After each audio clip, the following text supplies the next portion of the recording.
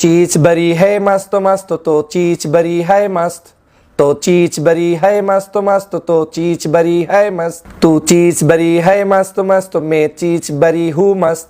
ভাবছেন আমি এই হিন্দি গান গেলাম না, এই হিন্দি গান গেয়েছেন গতকালকের বাংলাদেশের পতিত স্বৈরাচার শেখ হাসিনা।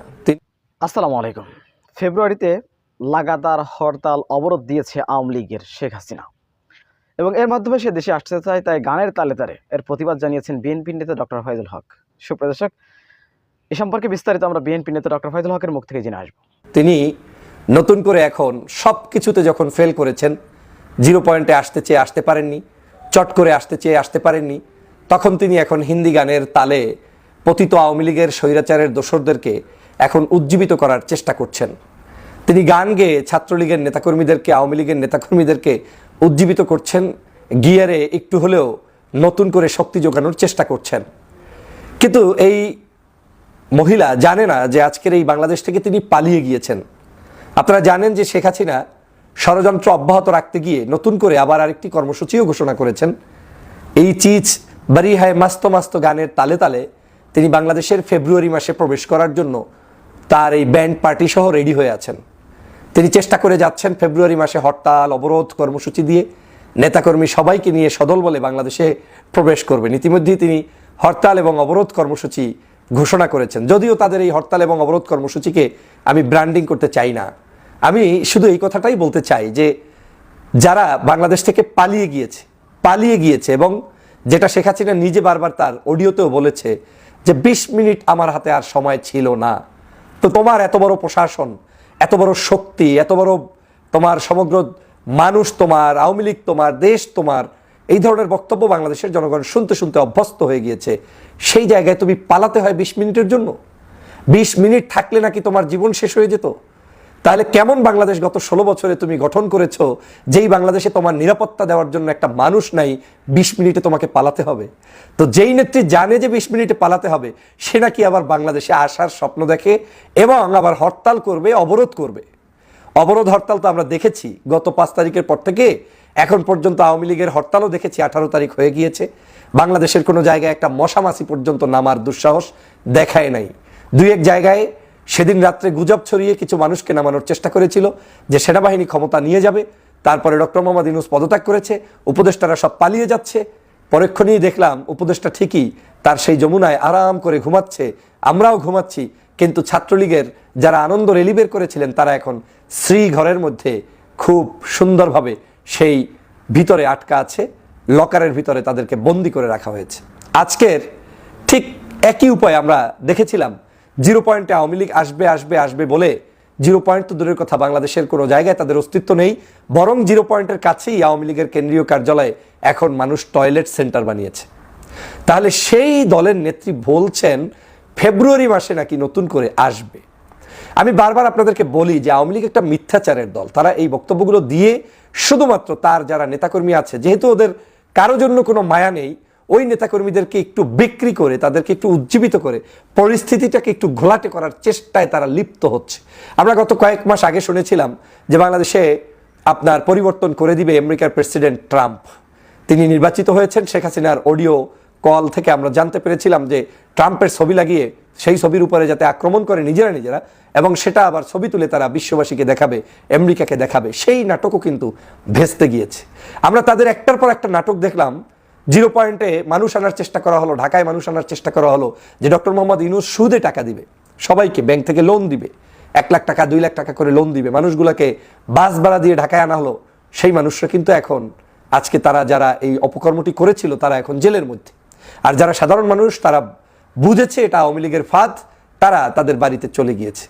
তাহলে এইভাবে আর কত নাটক এই শেখ হাসিনা করবে? এখন আপনি কি বিশ্বাস করেন ফেব্রুয়ারি মাসে শেখ হাসিনার একটা লোক রাস্তায় থাকবে?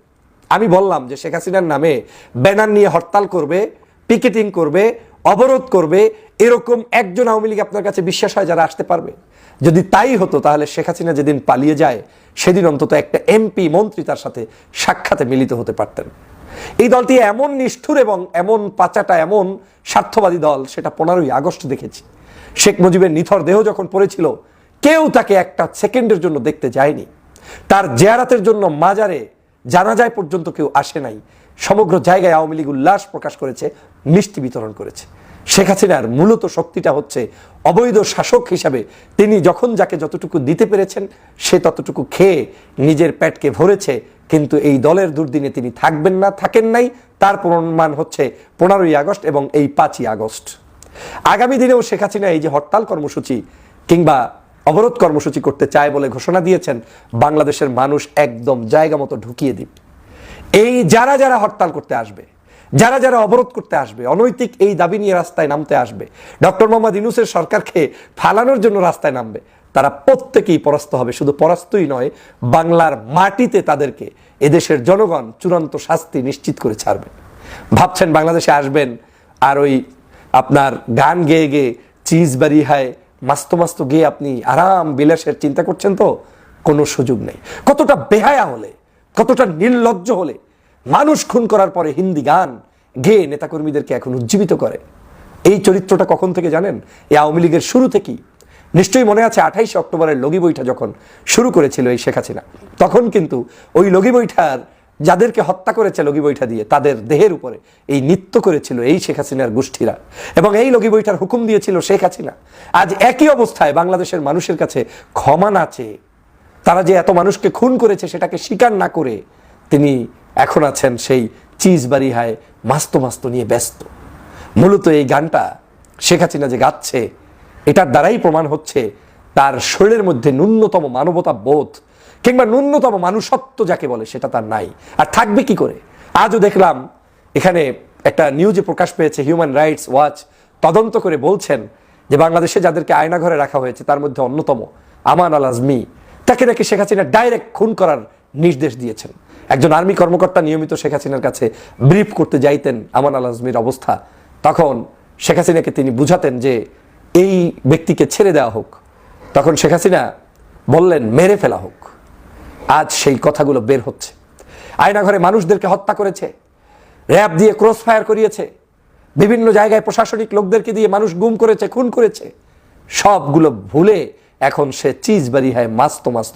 তোমার এই চিজ বাড়ি হয় মাস্ত মাস্ত বাংলার জনগণও গেয়ে গেয়ে তারপরে তোমাদেরকে প্রতিহত, প্রতিরোধ এবং তোমাদের প্রত্যেকটি কথার জবাব দিয়ে ছাড়বে। শুধু দিবে না, একদম ঢুকিয়ে দিবে, জায়গা মতো দিয়ে দিবে, যাতে করে আর কোনোদিন তোমার এই স্বপ্ন স্বাদ নিয়ে বাংলাদেশে আসতে না পারো। এই আওয়ামী লীগকে প্রতিহত করতে সকলে প্রস্তুতি গ্রহণ করুন। ওরা একজন তো দূরের কথা, ওদের একটা লিফলেট পর্যন্ত যাতে বাংলাদেশের কোনো মানচিত্রের আনাচে কানাচে থাকতে না পারে সে ব্যাপারে জাতীয় ঐক্য গড়ে তুলুন। এবং ফেব্রুয়ারি মাসে ওদের সাথে খেলা হবে, সেই খেলার নায়করা আসবে না, তবে আপনারা প্রস্তুতি গ্রহণ করে রাখুন। ওদের যেখানে পাবেন সেখান থেকে একেবারে চূড়ান্ত শিক্ষা দিয়ে দিবেন, যাতে ওই চিজ বাড়ি হয় মাস্ত মাস্ত ওর জায়গা মতো ঢুকিয়ে দেওয়া হয়। সবাই ভালো থাকবেন, সুস্থ থাকবেন। আল্লাহ হাফেজ। বিষয়টি আপনারা কিভাবে দেখছেন অবশ্যই আপনাদের মূল্যবান মন্তব্য কমেন্ট বক্সে জানাবেন। সবসময় সত্য নির্ভেজাল তথ্য পেতে স্বাধীন বাংলা টিভি ইউটিউব চ্যানেলটি সাবস্ক্রাইব করে আমাদের সাথে থাকুন। আসসালামু আলাইকুম রহমতুল্লাহি ওয়া বারাকাতুহু।